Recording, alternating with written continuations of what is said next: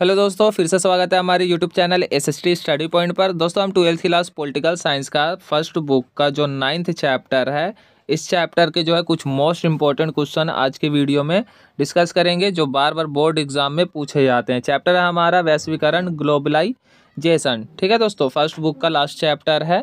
ठीक है, तो देखिए आज के वीडियो का जो क्वेश्चन है कौन कौन से आज के वीडियो में, और वीडियो के अंत तक बने रहिएगा।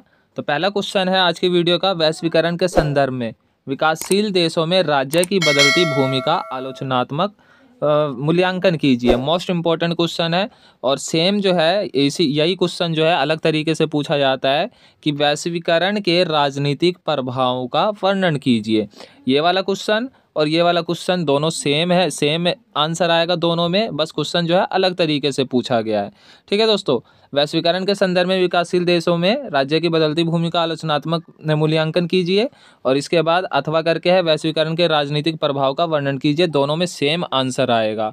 ओके, और दूसरा क्वेश्चन है आज की वीडियो का, वैश्वीकरण के आर्थिक परिणामों की व्याख्या कीजिए। वैश्वीकरण के कारण जो है आर्थिक परिणाम क्या हुए हैं उसका वर्णन करना है, व्याख्या करना है। मोस्ट इंपॉर्टेंट क्वेश्चन है।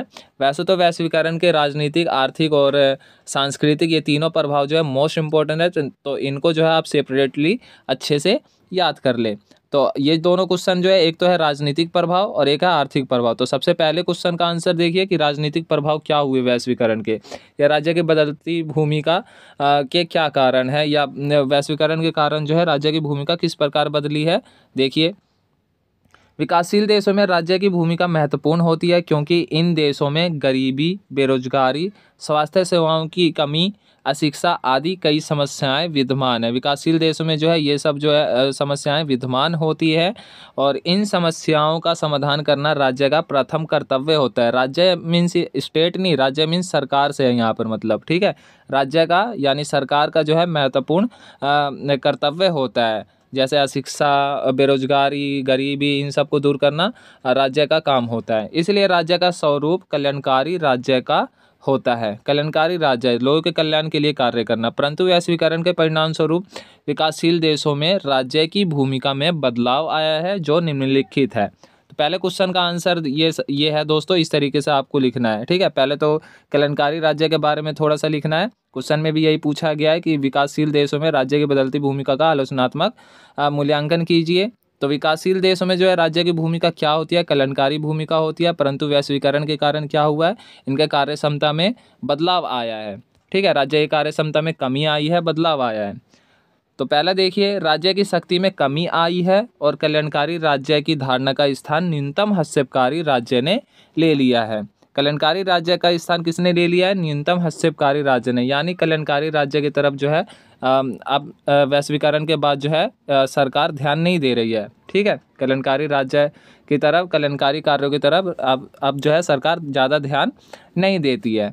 ठीक, इसके बाद देखिए दूसरा पॉइंट, राज्य अब कुछ मुख्य कामों तक अपने को सीमित रखता है, जैसे कानून व्यवस्था और नागरिक की सुरक्षा। केवल यही दो काम जो है मुख्य रूप से करता है।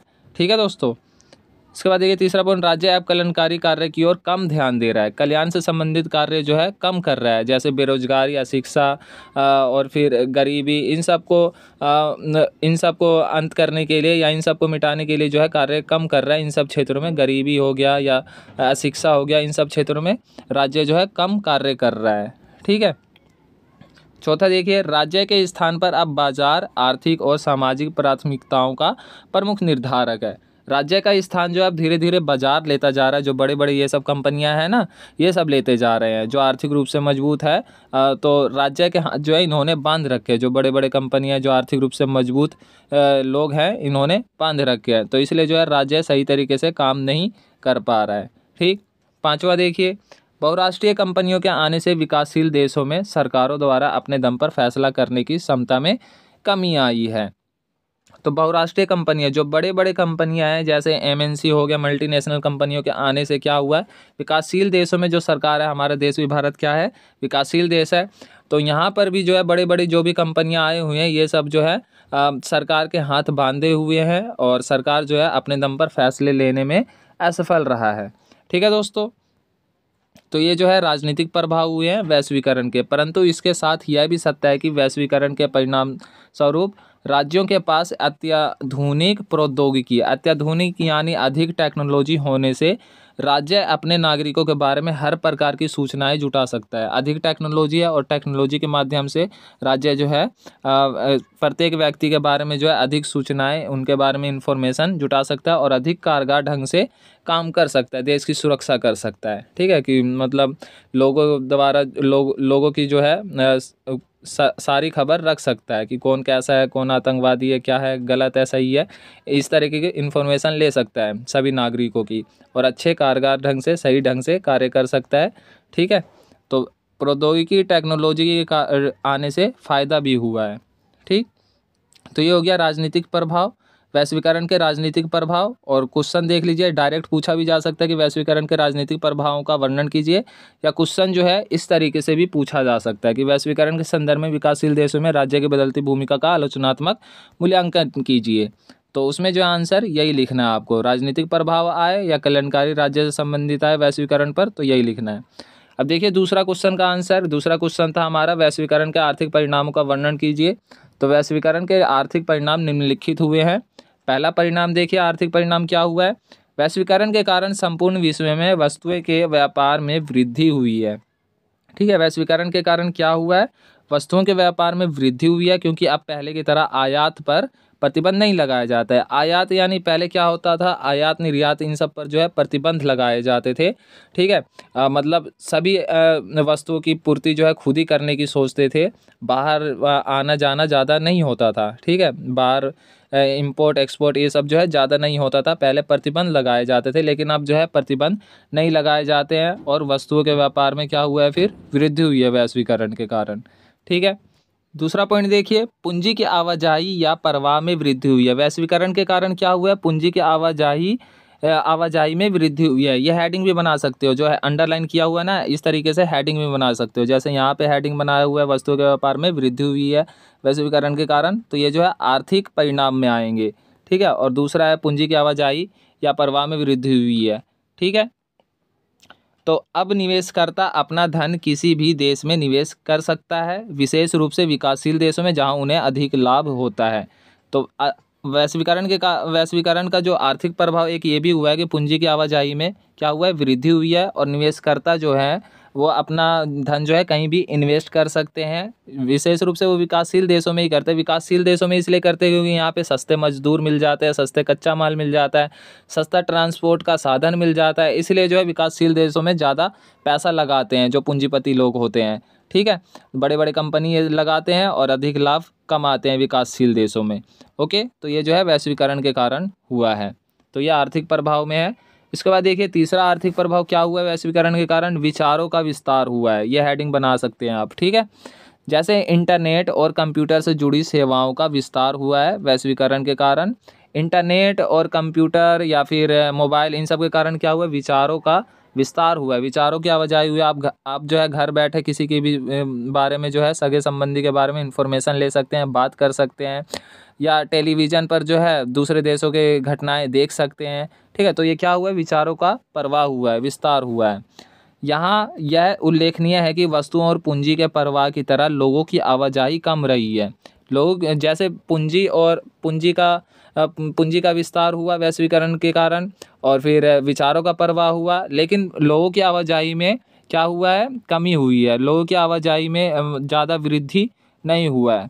ठीक है, क्यों नहीं हुआ है, देखिए क्योंकि विकसित देशों ने अपनी वीज़ा नीति, ठीक है, वीज़ा नीति आसान नहीं की है ताकि अन्य देशों के नागरिक उनके नागरिकों के नौकरी धंधे ना हथिया लें।